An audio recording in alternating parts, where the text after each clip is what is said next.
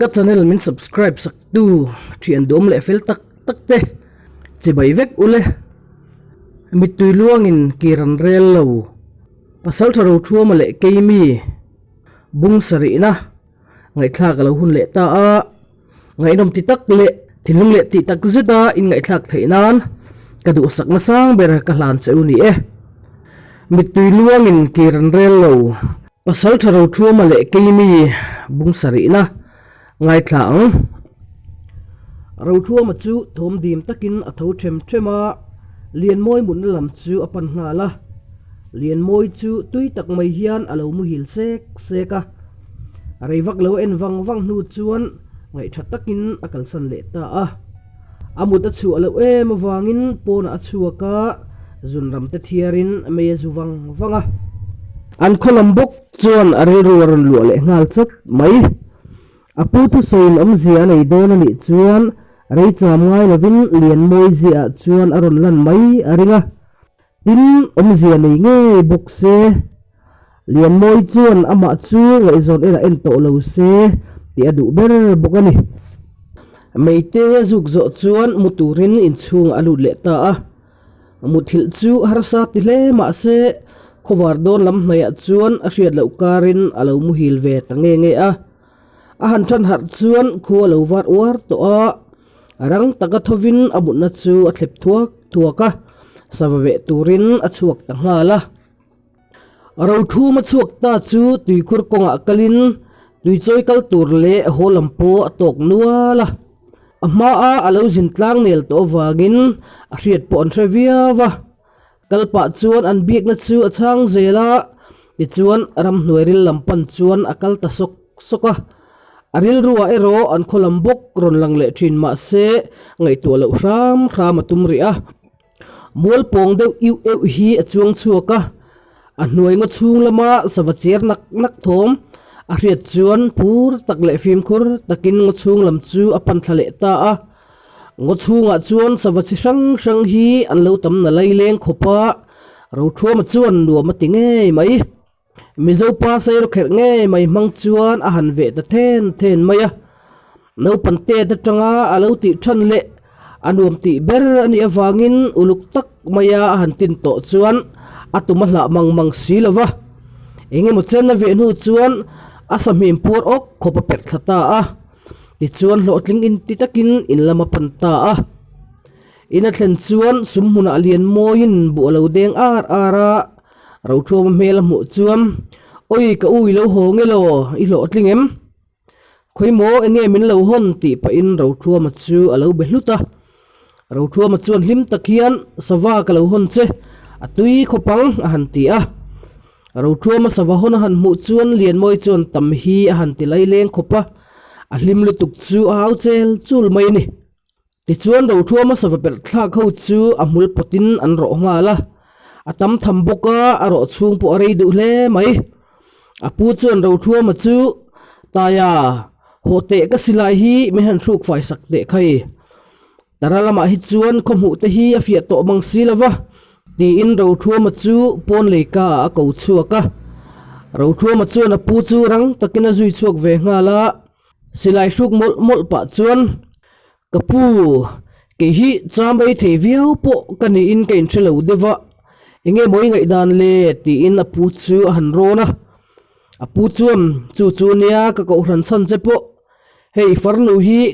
kachi khiam kan thil ti kha a hlotling via win ka hria a ain dan che po hi adang to in shvm ti in ro thua ma chu a han zot le ta ro thua ma chuan ke po amaka tiang reng khop mai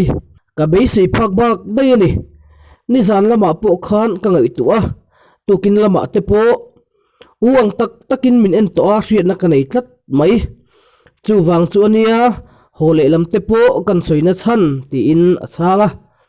apu chuan ani chuan athani chu maro chu engpo ni se voin lama te han hroi chok chin la athat karinga chuta aum dan tang te po in a hriat le zualang chu chumi hnulama chuan I hon hun tur te po chu kan ngai tu don nia ti chuan ro thua ma chu a thohuaya hole lam soikha athil hupur ber kha ani a achan po ama an ngai ve mai ba ka lian moi wang ringot po in an rem ti mai lawang ti kha a hlau thonga ma se apu chan dan chu abe sei phak ani tlat mai ama lian moi takpo sakhi patuai thluak a baratang khan ngai zong enin ala en le mi alo ni in a hrebboka chu tiang ani chuan lian moi po in a chel lui ring lem lo bokani ti chuan tuk thuan te anei kham chuan apu chuan taya voin chu inaw nen hian lo lama chome zukla dun ula thalo mo inaw po in ti har pa ni bokanga hei chome po kan nei don lo warwai chuan ni mai a in pe du na ngem han ti a ro thu ma chuan pe te renge a lo lampo ka mukha ta ka muchak viawasin alo ti a lian moi ro chu angoi reng thunga ma se apa thu chu nial chi ani lova a nial ngai hek lo ngoi rengin ro thu ma ne na an cho fun tur siam ngal mola anin pe chuan a in zui chuak tanak naka kalkunga chuan ro thu ma te pani chu a in be bora a chang le anin fiama ro thu ma chuan lian moi tong kam le chazia chu a chi kru renga chu tiang chuan hlim takin lo chuan thlengta a chome omang ang chu vai khomin anin zui zela choma zet an vai nu chuan an du to kan nga ta a ti chuan thlam lawan pan dun ta a thlama chuan thingpui telumin baite an chuanga lian moi chu azai rat renga ro thuam chuan a chazia chu alo chi kareng boka engma handang lam na omin a hrelo amang kha chuni se tuna te hian a boi thlak le viau to in a ringa alom ril rungei mai hetiang ani chuan atuk mai a ho thei ringa chutia ho hun vel ngai tu lai tak chuan lian moi chuan ka u eng tika nge hon lei tum deu aron ti chuaka ro thuam chuan kalo ngai tu lai takani alo ti ve wata lian moi chuan ro thuam en ha pa hian ani mo kavan oi kher lo cham ve de uri la in chung ko in boi viau em ni ti in han zot le a atong kam chuak vela po chuan apanga em a athil han zot vel te po chu zona tlong pangai tak zel ani awangin ro thuam ngai po athato khop mai ro thuam chuan lui var pa hian kan chung tak chu kan boi em lo ma se kan lal fanu bo dai maya chu chuan kan khotlang bo ruak atingui ngoi mai baka ka thuen thaber berte tunlai chu andam lo nual maya chu zok chu ania ti in han changa lian moi chuan oi ha engti bovin nge bova chuan an lamlo ti na mi a han ti a mela chuan makati in hriat chak mel hle maya ro thuam chuan o kanon kalai chuan an lamlo chuania a thing phur a khuang cher bo ni ome kan lal pa po a zom du khop mai a han ti le a avamak ve chu tiang ringot ni chu enge rin dan deuh te nem tia a zo na chu ro thuam chuan amak ti bak chu soiwak tur po ka hrebik lo kan zong na sa to viau mai le ngal alo ti a lian moi thingpui ron pek chu a in ngala lian moi chuan bai tui tur chuang kaya ro thuam chuan oho mangkhong po khu kan lo la en mai ni khu ka zuk en ngala nge ti in thlam nam thla ka tang chuan thlam noi a zuang thla ngala mangkhong a chuan sa zu panga lai mai lo dela ro thuam chuan aron khai bor leya awati zia em pali hi honila pakhat hi chu baya khadi thla khang dayang o ti in ari la phor ngala awatui don te lul em ti chungin aro sara lian moi chuan mai an bai tur chu a hik mola a hi zo orwalin bai tui lo so ve chi boka ti chuan bokbon samtok changkha leng ser le thlaira chitin reng nen zupol cha nen chuan an bai pul tanua ya cho an han fak dun chu tuyan ti in an ei nem dun kher mai ti chuan cho te an fak zo chuan muang chang in hon zai an rel ta a chon hu herzet zota chuan a in zui hong le ta nak maya an holama po chuan kalam ang thovin an ti kong tluana a chang le an nui dun boka ha pon thremeu lovani ma se in ngai zon na le mi pat mei che na lam hoi reng ro chu an soi hau lo thunga in an thlen chuan ni po ala sa thaviau in an thlen chuan an thil hon te chu in lian moi chu a chengal chara ro thuam ero ala ma deu wangin a pu silai la chuaka kan te mai tiang ti in ram lam bok apan le ta a ro thua ma chuan zing lama asa ve na lama bok khan silai ne na in puliam le ta a ala ma de boka man mo vak lovina kala ngot chunga lu po chuan savathom le i po a thelem lo angoril lampan chuan akal zela khuaron tlai hret sawa pon ron chiar nak lom ton to a ma se tun tum chu sawa ve tur ni lo de vakala ni boka sawa shampo abeng khon tran lova luite hi avapo a chuta chuan han ding chol wanga saka tura mudon lowe moti awangin ala zonga kalzel po phur to lem lo ma se korte han kan chi ti chuan savam tharlam tak mai mutatlat maya ro thua ma chu phur nge mai anu thar dana savam tu in tura lo kala ni nge ringa anin mumhan lo de chi vel hi ani ring hiala chu wangin om hlata ring lo vim khur takin anu chu a chuita a anu chui chu aniak len dana ate lo hle ang ti ring maya ka ngei tum chuan a chui zela ma se makde mai chu aniak thar em si chu arin ai na chui rei tatlat mai a chuya a tharlam tula ma se ataka chui tling thei der lo mai ro thua mala a phur tula ma se voile khata har chuak thut niom tak hian ading ta chot mai han ngai tu a alo thui to hle ni ti hre chuak ve chi a upa in hetiang sanu tharlam lutuk atak mu turom si lo chui chiam hi an lo du ngai lo ti hre chuak le ta zela aril ruwa ngai than lo na ron lut nga la alau pe chu ani hau lo ma se chui zel chi ani angem ti chu ngai tu tham takani ta dik tak chuan apa damlaya azil na tam berpo upadu le ule an pi pu te serle sang hi zom tur ti animia wa tuna po hei chen a chui to a engani theitlat silawa ro thua ma chu ai ngai tu awang wanga chutia adin reng lai chuan naute tapri a hretamau maile abeng cheri moti in han ngai thachianga ma se abeng cheri mai zong ani ozong silo chutia ram palai lenga naw tap thom han hriat ngot chu thilpa ngai ani miau lo wangin ro thua ma chuan engtia han ti tur nge ti angai tu awang wanga chutia tap thom hriat nu rei vak lova chuan a thom hriat chu are le ta wang maya ma se rei po riel ma in thom dang hrele ta a chaklama tang chuan mihring thi tur chal chang thom aron chuak le ta mai ro thua ma chuan ngun zet hian han ngai thawang wanga chutiang rei ngiala han ngai thlak nu chuan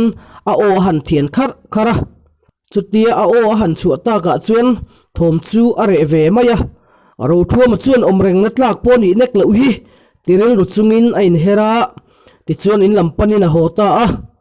ma se pen li pen nga vel pen man chau ti chuan nutling thankin zet to o hi aron tap chuak le ta phut maya chuta zet chuan ro thua ma zai dam na chuan atin talo ehehe mai tak che chuan tunge moi ni phiang sena chuti tak maya min han zuam khang lan le ti pa in thom lo chona lama chuan akal ta hmut maya mihring po ni lo po ni la ka lau chete leinem che khoi ngai om lo chuak ro ka lau lo che ka lau ther te iak lo che lo chuak ro ati tuara achem tum chu avai thuak boka chuti lai chuan thlir on thovu ka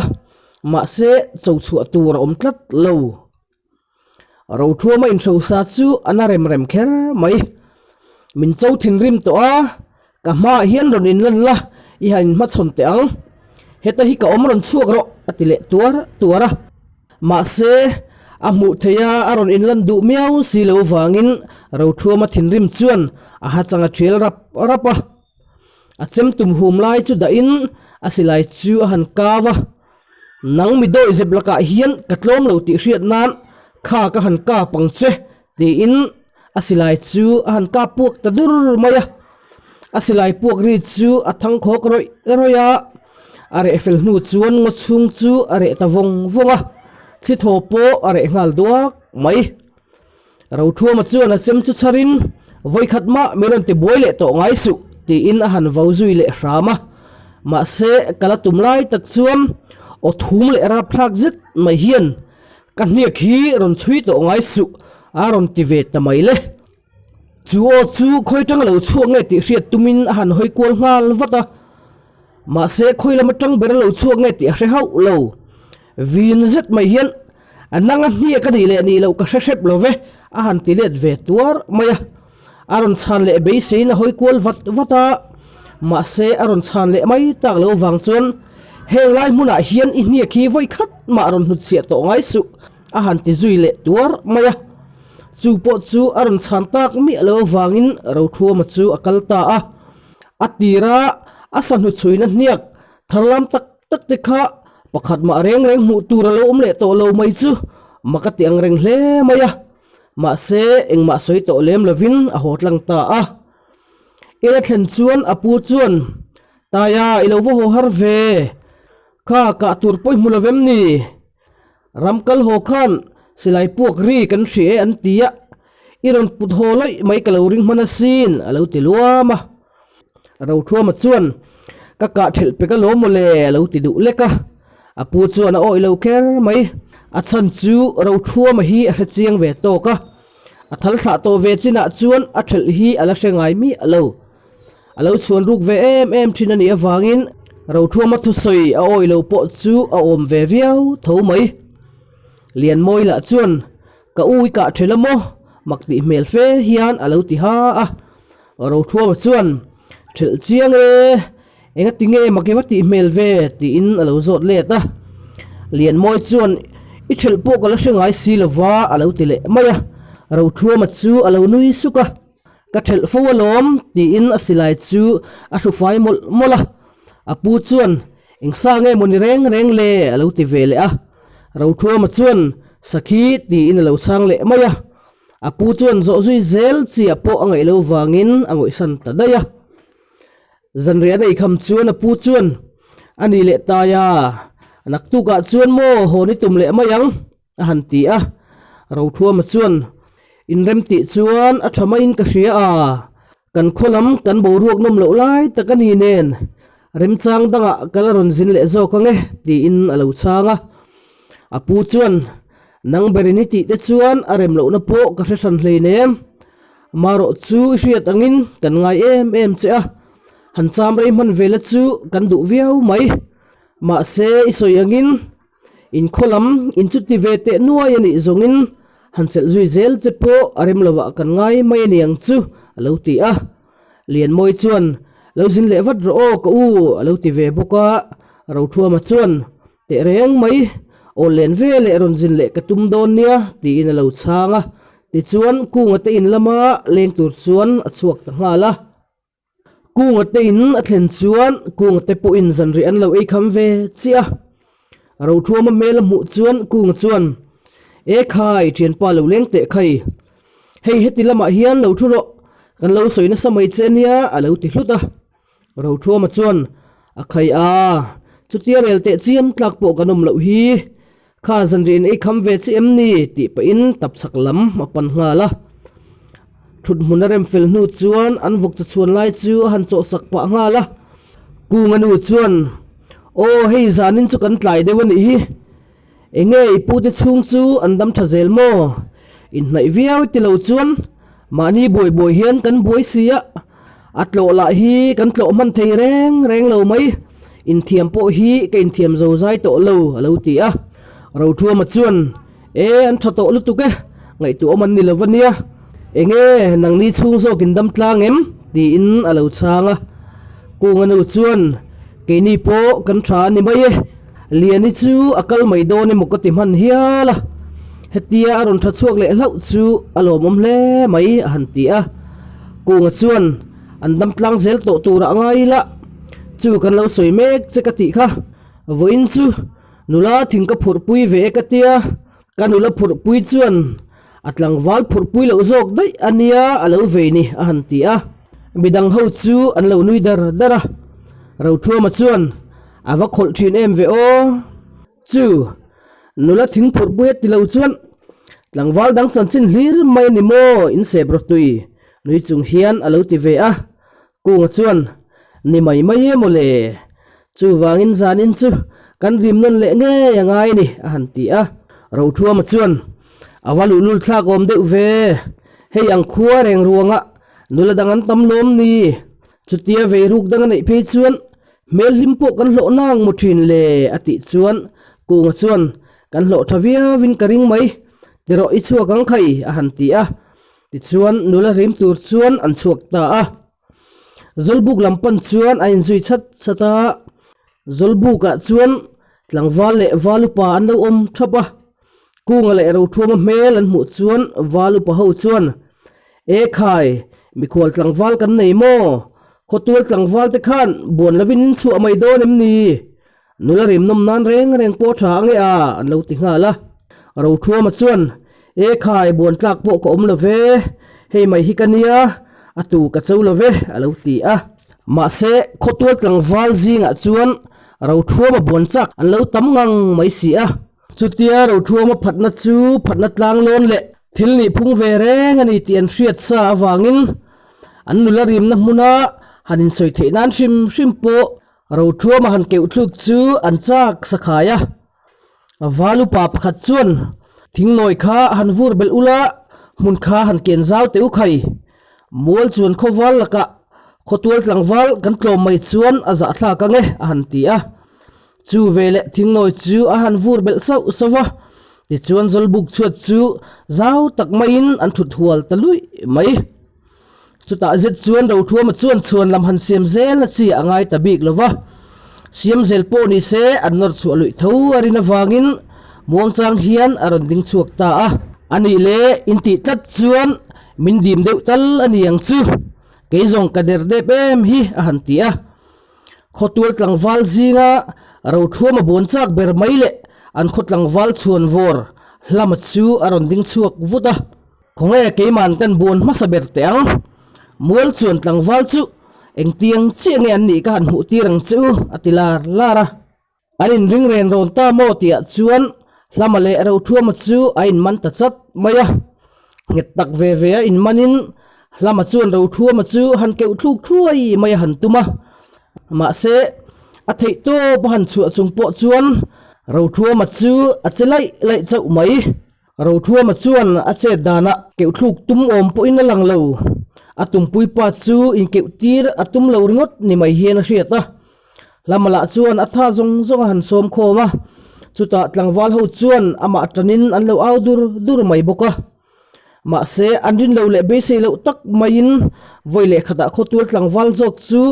chuat deng dot khopin ro thua ma chuan na vorta mai tlangwal dur thom chu are ngal duka an makti zia le rin haran ti dan chu na satak hi ani ma se an mit nge yin an humiau mai si a chuta atho ni na han be le a lamat lom la lutuk mai le zak box si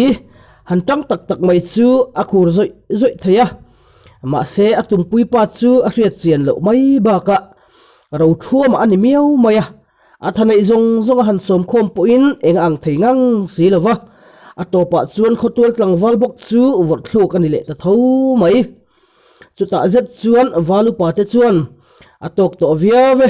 bidang bon du kan la omem an han ti a chuta an khotlangwal chaka an soi ve bok chema haron ding chuak wada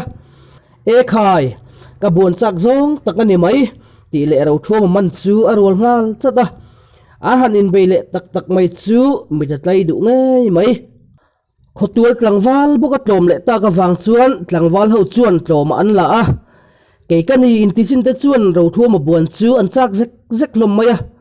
ro thua ma la chuan pipe pupe ati hleilowa chema thu chi ti chuan an khotlangwal chak ber mai thiawa chu muang chang hian aron pen chuak le ta chat maya thiawa hi mitlom ngai zet mai le huisen takani a achak mai pialama in bon hi athiam em mai boka an khuwa in mikholan nei rengin abuan masa a po atangai mi alo bok tin afing em a ama afelin achapo ngai lo boka ain ngai tlom thiam em ani ro thua maron pan hai pa chuan thian ta nei lo chu achak lo ber hian ka han bon ve hrimange a han ti a ro thua ma chuan thiawa che zia le apum ruwa en mai po in a ma mi te ai ngot chuan ato kher don ani ti hra thiam ngal maya phim khorangai don ani ti hranin an han pum le ta chat maya ro thua mangai ang che chuan thiawa chuan tha nei ve hle ti hre ngala ma se atu ve ma chuan in phoipo tumlem lovin nget tak ve chuan anin man renga ro thua chuan e khai thian pa ka thane zo ti der mai a han ti a thiawa po chuan ke po hei bak chu han son le chuang tur kom der lo mai alo ti ve boka ma se atu ve chuan an thapui an khek ti anin haimi alo thiawa po chuan ro thua ma han man chi khan athana zong manangai don ti hai big lova achan chu khotual tlangwal le mikhwal tlangwal chaktia an soi hi enge moza talo buanin alo ke uve to a ma se tuna ami man me kichu adang zar mai ti hriani ti chuan voile khata atha som khomin thiawa chuan ro thua ma chu phoi tumin a han el tangian ngian maya ro thua mala thathar ang mai hian alo khong phiar fuat mai sia an hing dun loi mai thiawa chuan thei top tak meu achu chung po in a keu thei ta der lo maya chuta thiawa beidon lam hnaia chuan ro thua ma chuan a han ti ve ta thut maya thiawa chu akang ok maya ma se ro thua ma poin a keu em chu a keu thei ta big chuang lo tlangwal ho chu an ho lu maya zolbuk mai chu an vom bel mol boka alai in chaite pani han tang vela chuan zolbuk po anging loi thei mai thiawa chuan aril ruin a thiam thil dang manangai ni ti hria ti chuan a thiam ang chu a han mangkol le ta a ma se ro thuam po thanga aringot alo ni lo vele zela